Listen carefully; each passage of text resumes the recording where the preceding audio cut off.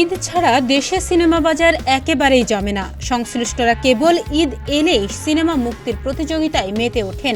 আলোচনায় থাকা সত্ত্বেও ঈদের পরে হল কর্তৃপক্ষ ভালো কোনো সিনেমা পায় না। এবার মুক্তির অপেক্ষায় আছে প্রায় 1 ডজন সিনেমা।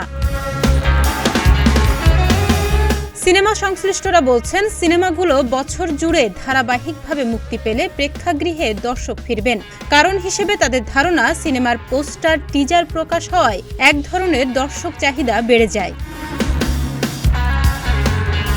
মুক্তির প্রতীক্ষায় থাকা দরদ সিনেমাটি পরিচালনা করেছেন অনন্য মামুন। এতে অভিনয় করেছেন শাকিব খান। বলা হচ্ছে এটি pan India cinema.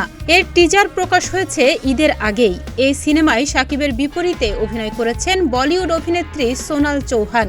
Indo Bangla joint ভেঞ্চারে নির্মিত সিনেমাটি আগামী সেপ্টেম্বর মুক্তির সম্ভাবনা রয়েছে। মুজিব একটি জাতির রূপকার সিনেমার পর আর পর্দায় দেখা যায়নি আরেফিন শুভকে। তার অভিনীত সিনেমা নূর রয়েছে মুক্তির তালিকায়। এরই মধ্যে সিনেমাটির ফার্স্ট লুক প্রকাশ হয়েছে।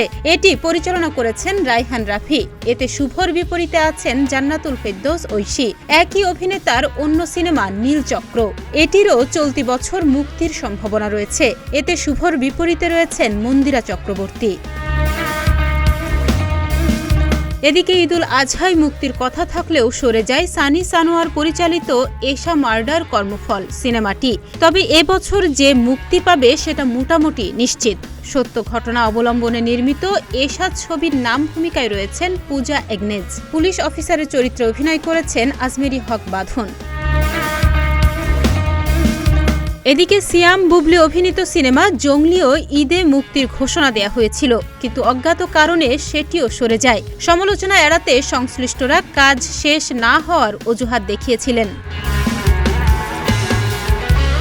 জানা গেছে, কাজ শেষ করে এ বছরই মুক্তি দেয়া হবে সিনেমাটি। এই সিনেমায় সিয়াম বুবলির সাথে রয়েছেন অভিনেত্রী দিঘি। মুক্তির তালিকায় রয়েছে পূজা চেরি ও আদর আজাদ জুটির সিনেমা নাকফুলের কাব্য। এটি পরিচালনা করেছেন আলোক হাসান। এছাড়া কাজ শেষ করে বছর শেষে মুক্তির সম্ভাবনা রয়েছে অনন্ত জলিল ও বর্ষার নেত্রী দ্য লিডার ও কিল হিম 2 সিনেমা দুটি।